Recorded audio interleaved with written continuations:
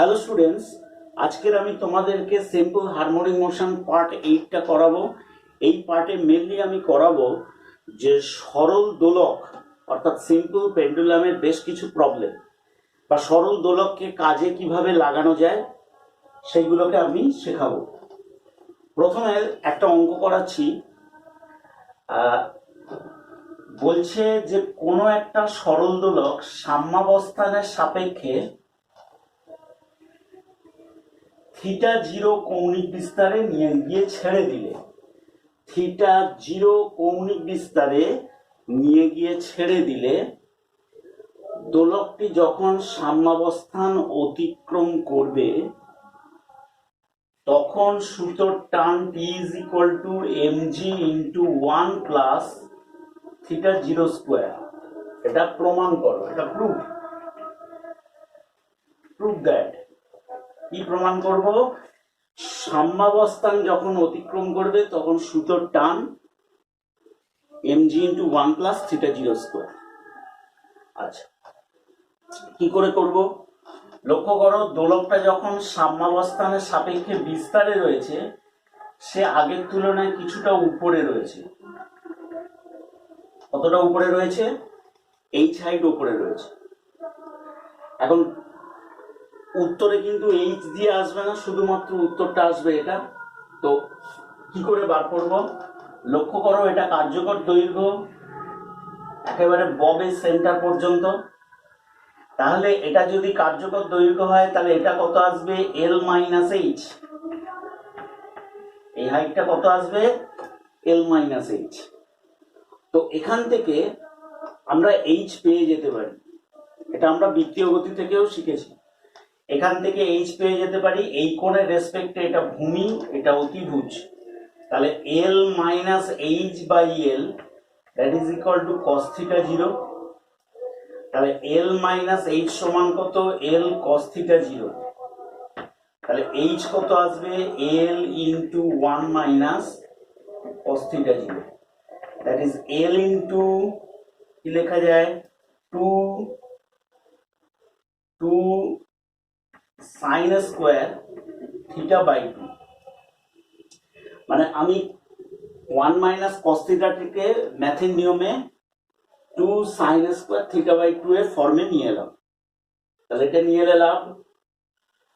লক্ষ্য করো, এটাকে যদি আমি এ পয়েন্ট ধরি, এটাকে যদি আমি বি পয়েন্ট ধরি, তাহলে এ পয়েন্টে কেবলমাত্র যান্ত্রিক স্থিতিশক্তি রয়েছে, কেবলমাত্র দেখো স্থিতিশক্তি রয়েছে, ভূমি থেকে একটু উঠে রয়েছে। এই বিন্দুর সাপেক্ষে এটা উঠে রয়েছে। এবারে এই দোলকটা যখন চলে আসছে, এই দোলকটা যখন এদিকে চলে আসছে তখন এখানে সুতোর টান কত হবে? এখানে সুতোর টান হবে mg plus mv square by এল। mg plus mv square by এল। কেন mv স্কোয়ার? কারণ এখানে স্পর্শক বরাবর বেগ থাকবে, সেই বেগের জন্য অপকেন্দ্র বল mv স্কোয়ার বাই এল। তাহলে এখানে সুতোর টান কত দাঁড়াচ্ছে? T is equal to mg plus mv square by L. তাহলে mg plus m by L, V স্কোয়ারের মান কোত্থেকে পাবো? ভি স্কোয়ারের মান পাবো এই উচ্চতা থেকে। আমরা ভি স্কোয়ারটাকে বার করবো। দেখো, এ বিন্দুতে অনলি ফর স্থিতিশক্তি, বি বিন্দুতে অনলি ফর গতিশক্তি। তাহলে এখান থেকে এখানে আসার জন্য, মানে এ পয়েন্ট থেকে বি পয়েন্টে আসার জন্য গতিশক্তি বৃদ্ধি হয়েছে, স্থিতিশক্তির হ্রাস হয়েছে। গতিশক্তির বৃদ্ধি, বি বিন্দুতে গতিশক্তির বৃদ্ধি এটা, তার জন্য লস অফ স্থিতিশক্তি কত? mgh। এম কেটে গেল। তাহলে এখান থেকে ভি স্কোয়ার সমান কত আসছে? 2g। এইচ এর ভ্যালু এটা। তাহলে L into 2 sine square theta by 2 that is equal to 4gl sine square theta by 2। তাহলে এটাই আসবে ভি স্কোয়ারের ভ্যালু। তাহলে এই ভি স্কোয়ারের ভ্যালুটাকে নিয়ে এখানে পুট করব। তাহলে 4gl sine square theta by 2, L কেটে গেল, ঠিক আছে, mg কমন নিয়ে নাও, 1 plus 4 sine square theta by 2, 4 sine square theta by 2, এই হলো আমার এই পর্যন্ত সূত্র টান এলো।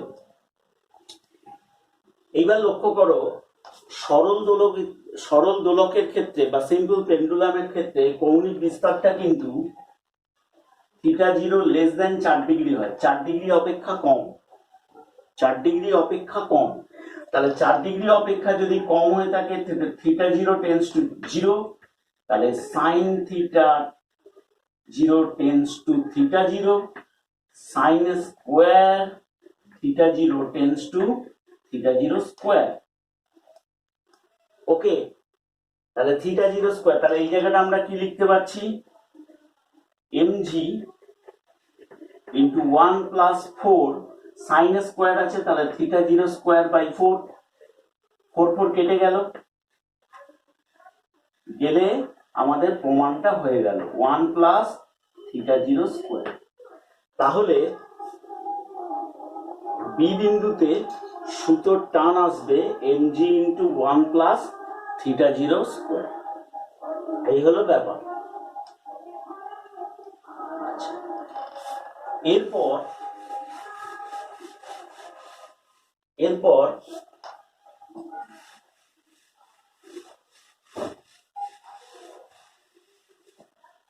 আমরা সরল দোলকের সাহায্যে কোন পাহাড়ের উচ্চতা কিভাবে নির্ণয় করব। পেন্ডুলামের সাহায্যে আমরা কি করব না, পাহাড়ের উচ্চতা বার করব। কি করে দেখো, এই হলো ভূপৃষ্ঠ, এখানটায় যদি কোনো সরল দোলককে আন্দোলিত করাই, তাহলে এর পর্যায়কাল কত আসবে, 2 পাই √L/g। ওকে, এবারে ভূপৃষ্ঠ থেকে একটা উচ্চতায় উঠলাম, পাহাড়ে উঠলাম, একটা পাহাড় ধরো, ভূপৃষ্ঠ থেকে কত উচ্চতায়, এই উচ্চতায়। তাহলে এই জায়গাটায় যদি একেবারে পাহাড়ের শীর্ষে যদি কোনো সরল দোলককে নিয়ে যাই, তাহলে পর্যায়কাল কত আসবে, t dash is equal two 2 pi √L/g dash. এখন তোমরা মহাকর্ষ পড়েছো যে ভূপৃষ্ঠ থেকে যত উপরের দিকে ওঠা যাবে অভিকর্ষজ ত্বরণ কিন্তু কমে যাবে, মানে জি আস্তে আস্তে কমবে, এই জি এর ভ্যালুটা কমে যাবে। ভূপৃষ্ঠের যা জি, পাহাড়ের উপরে উঠলে জি কমে যায়, জি কমে গেলে কি হবে, পর্যায়কাল বেড়ে যাবে, মানে একবার দুলতে বেশি সময় নেবে, মানে ধীরে ধীরে স্লো হয়ে যাবে, একবার দুলতে বেশি সময় নেবে। আচ্ছা, তাহলে এই হলো ব্যাপার।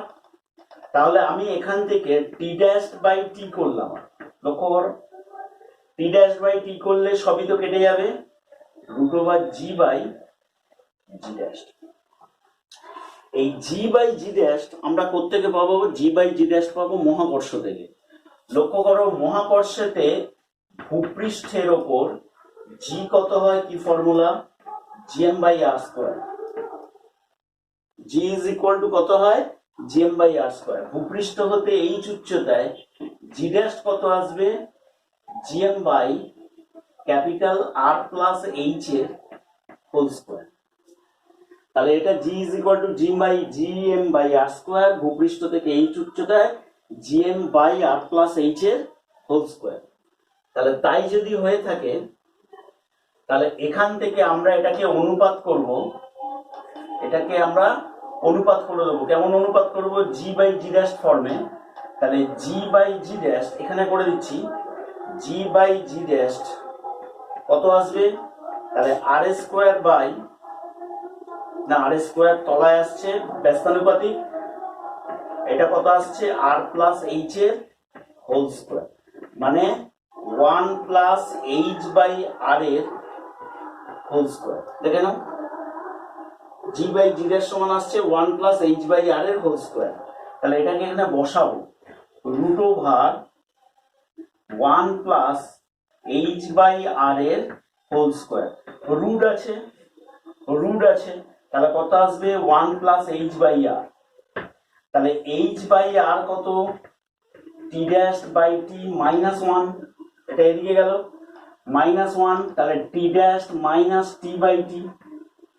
এই জিনিসটা মানে কি বোঝায়? এই জিনিসটা মানে বোঝায় 1 সেকেন্ডে কতটা স্লো হয়ে যাচ্ছে, 1 সেকেন্ডে স্লো হয়ে যাচ্ছে। কেন?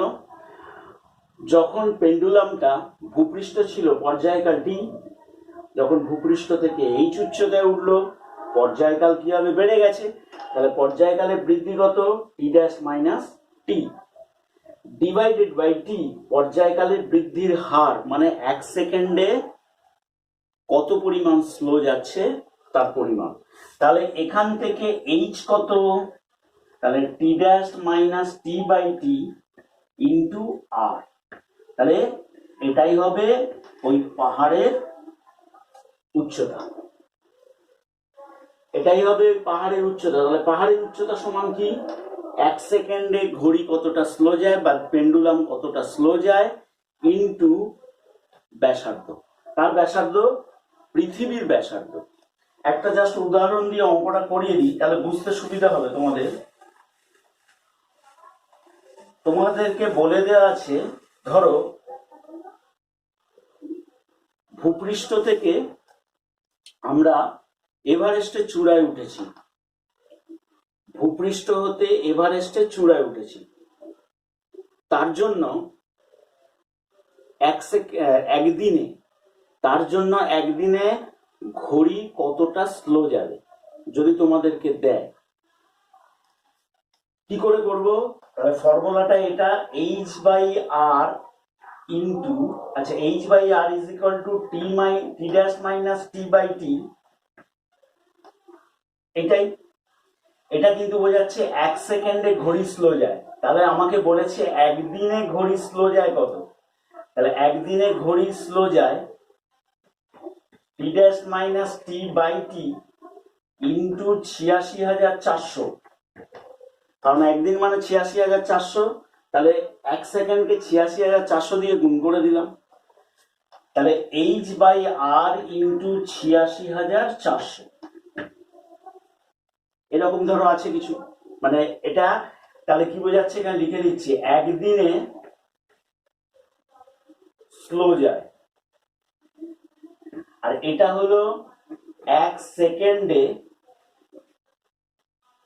স্লো যায়।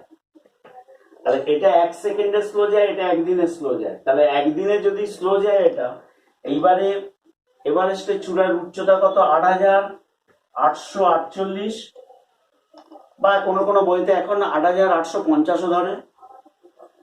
তাহলে ৮,৮৪৮, এটা কি আছে মিটার, ৮,৮৪৮ মিটার। এই দিলাম পয়েন্ট, এটা কিলোমিটারে করে নিলাম, ডিভাইডেড বাই 6400 কিলোমিটার করলাম ইন্টু ৮৬,৪০০। তাহলে ৮৬,৪০০ কে এইবারে তোমরা এটাকে ক্যালকুলেট করলে একদিনে কতটা স্লো যায় পেয়ে যাবে। ঠিক আছে, অনুরূপে পাহাড়ের উচ্চতাও তোমাদেরকে এরকম ভাবে বার করতে দিতে পারে। ধরো এইচ বাই আর ইন্টু ৮৬,৪০০ বললো, আচ্ছা তার আগে বলি T dash minus T by T into ৮৬,৪০০। তোমাদেরকে এইটাই দেয়া আছে, মনে করে নাও সারাদিনে 2 সেকেন্ড স্লো গেছে, বা সারাদিনে 2 মিনিট স্লো গেছে, বা 30 সেকেন্ড স্লো গেছে, একটা ভ্যালু হিসেবে ধরে নিলে 30 সেকেন্ড স্লো গেছে। তাহলে এই জিনিসটা মানেই হলো 30 সেকেন্ড, সারাদিনে 30 সেকেন্ড স্লো হয়ে যাচ্ছে। তাহলে সারাদিনে যদি 30 সেকেন্ড স্লো হয়, তাহলে 6400 ইন্টু 10⁻³ কিলোমিটারটাকে মিটারে করতে পারো বা কিলোমিটারও রেখে দিতে পারো, ইন্টু কত ৮৬,৪০০। তাহলে এখান থেকে কিন্তু তোমরা পাহাড়ের উচ্চতাটা পেয়ে যাবে, দেখে নাও। তাহলে স্লো দেয়া থাকলে পাহাড়ের উচ্চতা পেয়ে যেতে পারি, অনুরূপে পাহাড়ের উচ্চতা দেয়া থাকলে দোলকযুক্ত ঘড়ি কতটা স্লো যাবে সেটাও পেয়ে যেতে পারি। আচ্ছা, এখন আমরা করব ভূপৃষ্ঠ হতে গভীরে গেলে গভীরতার পরিমাণ দোলকের সাহায্যে কিভাবে নির্ণয় করব? গভীরতার পরিমাণ দোলকের সাহায্যে আমরা কিভাবে নির্ণয় করব? দেখো, এই হলো ভূপৃষ্ঠ। এখান থেকে আমরা কোথায় যাচ্ছি? গভীরে যাচ্ছি। এখানে অভিকর্ষ ত্বরণ জি, এখানে একটা দোলক নিলে তার পর্যায়কাল কত দাঁড়াচ্ছে? T = 2π√L/g। ধরো ভূপৃষ্ঠ থেকে কোনো খনিতে বা কোনো গভীরে, যে কোনো গভীরে, কত গভীরে? ধরো H গভীরতায় এখানে যদি কোনো দোলক নিয়ে আন্দোলিত করি, তাহলে এখানকার পর্যায়কাল T" ধরলাম, আগেরটা T' ধরেছি, তো এটাকে T" ধরলাম, তাহলে 2π√L/g". ব্যাস, এবার আগের মতোই করব। T"/T সমান √g/g", কারণ অভিকর্ষ ত্বরণ ব্যস্তানুপাতিক, তাহলে g/g". এইবার আমরা মহাকর্ষতে কি পড়েছিলাম? মহাকর্ষতে পড়েছিলাম ভূপৃষ্ঠ হতে গভীরে যাওয়ার জন্য অভিকর্ষজ ত্বরণের সূত্র হয় g"/g সমান 1 - h/r। এই সূত্রটা ছিল 1 - h/r, r - h/r। তা আমার তো আছে g/g", তো এটাকে এক কাজ করো, এটাকে করে রাখো, উল্টে দাও এটাকে, তাহলে r/r - h, তাহলে √1/1 - h/r। তাহলে এটাকে ওপরে তোলো, 1 - h/r ইনভার্স, তাহলে এটাকে লেখা যায় 1 - h/r⁻²,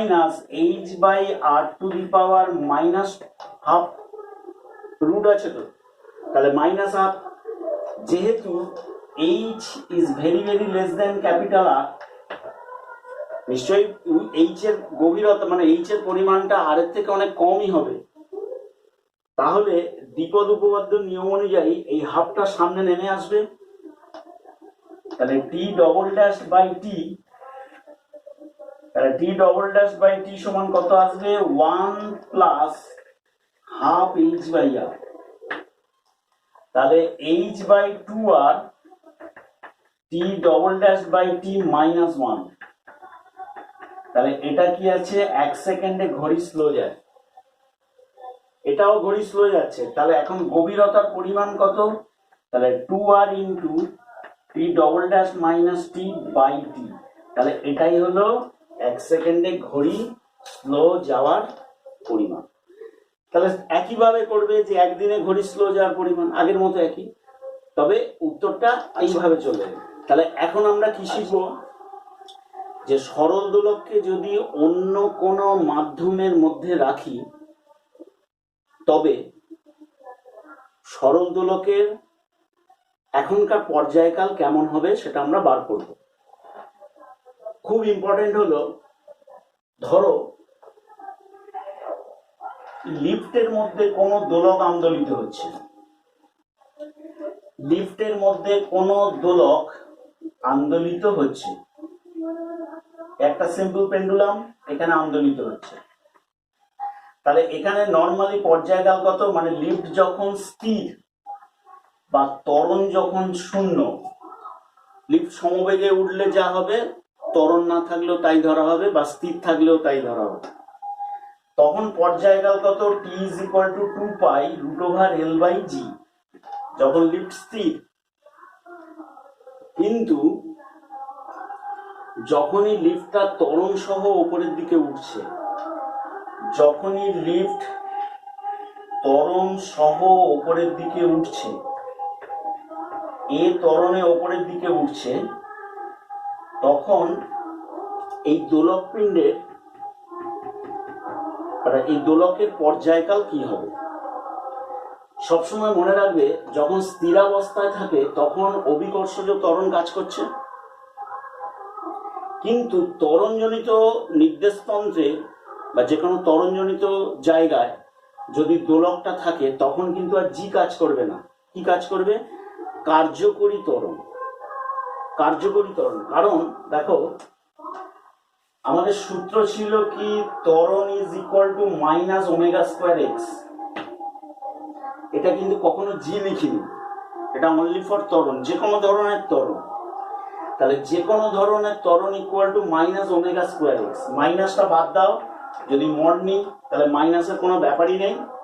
তাহলে এই কন্ডিশনে a ইজ ইকুয়াল টু ওমেগাটাকে ভাঙলে 2π/t এর হোল স্কোয়ার ইন্টু এক্স, তাহলে t কত? 2π√x/a। তাহলে এটা হলো কি, যে কোনো মুহূর্তে ত্বরণ, সেটা কার্যকরী ত্বরণ হতে পারে, অভিকর্ষজ ত্বরণ হতে পারে। পরিষ্কার কথা হলো এই ত্বরণটা যে কোনো মুহূর্তের কার্যকরী ত্বরণ। তাহলে লক্ষ্য করো, লিফট যখন স্থিরাবস্থায় রয়েছে তখন এই দোলক পিণ্ডের নিচের দিকে অনলি ফর কাজ করেছিল এমজি। এই নিচের দিকে কেবলমাত্র ওজন এমজি কাজ করেছিল, কিন্তু লিফট যখনই এ সমতরণে ওপরের দিকে উঠবে তখন লিফটটা হলো একটা ত্বরণজনিত নির্দেশতন্ত্র। ত্বরণজনিত নির্দেশতন্ত্র। ত্বরণজনিত নির্দেশতন্ত্র, এই ত্বরণজনিত নির্দেশতন্ত্রের মধ্যে যে কোনো বস্তু বা ব্যক্তি ত্বরণের বিপরীত অভিমুখে একটা বল অনুভব করে। অর্থাৎ ওজন তো ছিলই এমজি, এই ত্বরণটার জন্য এই দিকে আর একটা ফোর্স পাবে, দ্যাট ইজ ইকুয়াল টু অলিক বল। এটা হলো অলিক বল। ব্যাস, তাহলে এখন দুটো ফোর্স কাজ করছে। তাহলে যখন লিফট স্থিরাবস্থায় ছিল অনলি ফর কাজ করেছিল এমজি, এখন দুখানা ফোর্স কাজ করেছে এমজির সঙ্গে এই অলিক বল। কারণ ত্বরণ ওপরে থাকলে এই ত্বরণজনিত নির্দেশতন্ত্রের মধ্যে যে কোনো বস্তু ত্বরণের বিপরীত অভিমুখে যাওয়ার চেষ্টা করে, একটা বল অনুভব করে, that is equal to M A. তাহলে এখন কার্যকরী ফোর্স কত? M A dash. কার্যকরী ফোর্স হবে কত? M G plus M A.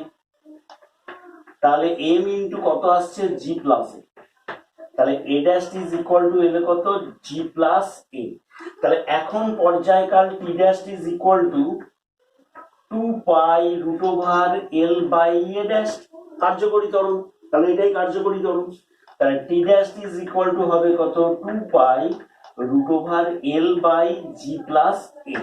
তাহলে এটাই হবে এখনকার পর্যায়কাল। সেম ভাবে আমরা যদি দেখি লিফটটা এ সমতরণে নিচের দিকে নামছে, এ লেস দেন জি ত্বরণে নিচের দিকে নামছে, এ লেস দেন জি সমতরণে নিচের দিকে নামছে। যেই নিচের দিকে নামবে সঙ্গে সঙ্গে চিন্তা করে রাখো অলিক বলটা কোন দিকে কাজ করবে? এম এ ওপরের দিকে, কারণ ত্বরণ নিচের দিকে, অলিক বল কাজ করবে ওপরের দিকে। তাহলে অলিক বল যদি ওপরের দিকে কাজ করে, খেয়াল করো এখানে জি গ্রেটার, জি বড়, এ ছোট, কিন্তু যদি এ বড় হতো, যদি এ গ্রেটার দেন জি হতো, তাহলে কিন্তু দোলক আর দুলবে না। এই দোলকটা কোথায়? ছাদে থেকে যাবে। এটা তোমরা নিউটনের গতিসূত্রতে পড়েছো। এই দোলকটা ছাদে গিয়ে থেকে যাবে। তাহলে এইটা নয়, তাহলে আসল হলো এ লেস দেন জি। তাহলে এ লেস দেন জি হলে কার্যকরী বল আসছে কত? এমজি বড়, এম এ ছোট, MG minus M A, minus M A. কার্যকরী ত্বরণ এলো কত? জি মাইনাস এ। তখন পর্যায়কাল কত? 2π√L/g মাইনাস এ। ব্যাস, এবার তোমাদের এক্সারসাইজের যে অঙ্কগুলো আছে সেগুলো পরপর করে দেবে, এরকম ফর্মুলায় বসাবে, অঙ্ক হয়ে যাবে। এইবারে দেখো, এতক্ষণ ধরে আমরা লিফটটাকে আপ ডাউন করছিলাম। আচ্ছা, যদি তোমাদেরকে দেয়, যদি লিফটটার দড়ি ছিঁড়ে যায় বা লিফটটা যদি অবাধে নামে, লিফটটা যদি অবাধে নামে, বিনা বাধায়, বা দড়ি ছিঁড়ে যায়, তখন এ ইকুয়াল টু জি। তাহলে এ ড্যাশ কত আসছে? 0। তাহলে এ ড্যাশ ইকুয়াল টু 0 হয়ে গেল, তাহলে সামথিং বাই 0 মানে অসংজ্ঞাত এসে যাবে। অর্থাৎ এর ভ্যালু পাওয়া যাবে না, এর ভ্যালু চলে আসবে ইনফিনিটি। তাহলে এই হলো ব্যাপার। এতক্ষণ ধরে দেখো আমরা লিফটটাকে ওপর নিচে আপ ডাউন করছিলাম। এইবার মনে করো কোনো গাড়ি অনুভূমিক বৃত্তাকার পথে গতিশীল। কোনো গাড়ি মনে করে নাও অনুভূমিক বৃত্তাকার পথে, অনুভূমিক বৃত্তাকার পথেরটা পরে করছি, আগে দেখো অনুভূমিক পথ বরাবর সমতরণে গতিশীল, ওটা বৃত্তাকার পথটা পরে বলছি। তাহলে এই একটা গাড়ি,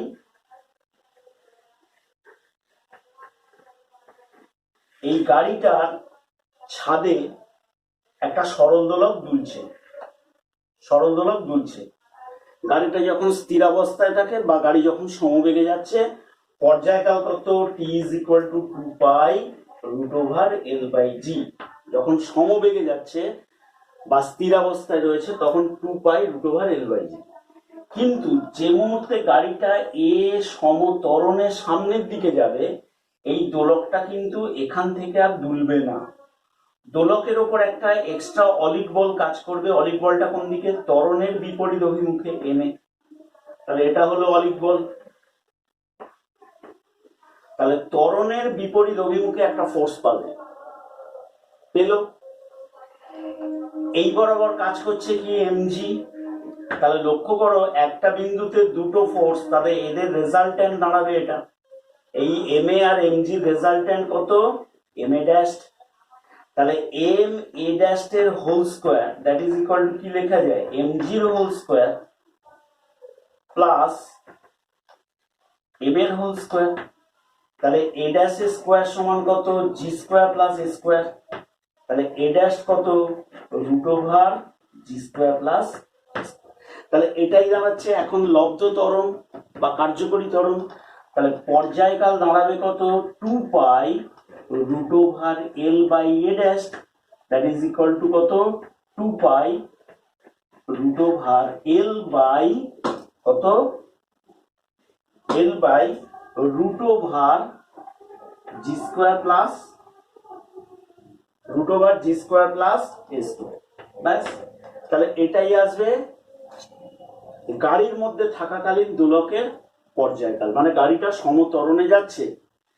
লক্ষ্য করো দোলক কিন্তু এরকম ভাবে দুলবে, মানে দোলকটা যেটা সোজা দুলছিল অলিক বলের জন্য সামান্য একটু হেলে আসবে, হেলে এসে এই দুলবে সোজা, মানে এদিকে আর যাবে না।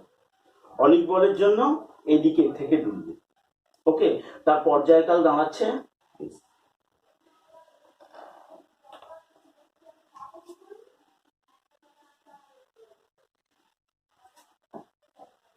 এইবার দেখো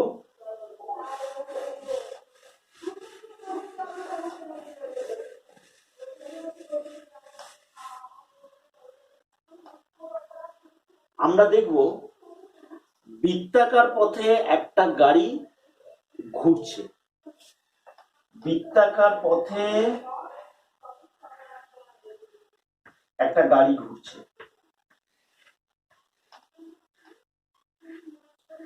আমরা কি জানি? বৃত্তাকার পথে কোনো যদি গাড়ি ঘুরে তার ত্বরণ কাজ করে কেন্দ্রের দিকে। তাহলে কেন্দ্রের দিকে অভিকেন্দ্র ত্বরণ, অভিকেন্দ্র ত্বরণ। সেই ত্বরণের পরিমাণ কত? v²/r, বা লিখতে পারো ω²r। তাহলে গাড়িটা আর ব্যাসার্ধের বৃত্তাকার পথে যাচ্ছে, তার জন্য গাড়ির অভিকেন্দ্র ত্বরণ কত? v²/r, কেন্দ্রাভিমুখী ত্বরণ। তাহলে গাড়িটা অবশ্যই কি? ত্বরণজনিত নির্দেশ স্তম্ভ। এখন গাড়ির ছাদে যদি কোনো দোলক থাকে, সেই দোলকটা ত্বরণের বহিরভিমুখে, কারণ গাড়ির ত্বরণটা কাজ করছে কেন্দ্রের দিকে। আর গাড়ির ছাদের মধ্যে যদি দোলক থাকে, সেই দোলকটা কেন্দ্র বহির্মুখী একটা বল অনুভব করে, দ্যাট ইজ অলিক বল mv²/r, অর লিখতে পারো mω²r। ঠিক আছে, তাহলে mv²/r অর লিখতে পারো mω²r। ব্যাস, এইবারে এইদিকে কাজ করবে কি? mg। এই দুটো ফোর্সের কি কাজ করবে? Resultant, that is ma dash.